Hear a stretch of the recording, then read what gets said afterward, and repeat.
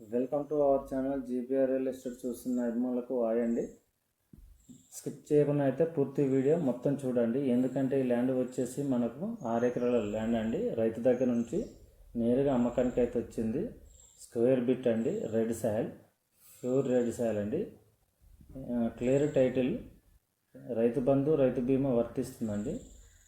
ఎకరానికి వచ్చేసి 40 లక్షలు చెప్తున్నాడు. కూర్చుంటే తగ్గొచ్చు. మనకు వచ్చేసి జేబీఎస్కు 95 కిలోమీటర్ల దూరంలో ఉన్నదండి. ఈ ల్యాండ్ సిద్దిపేటకు 15 కిలోమీటర్ల దూరంలో ఉన్నదండి.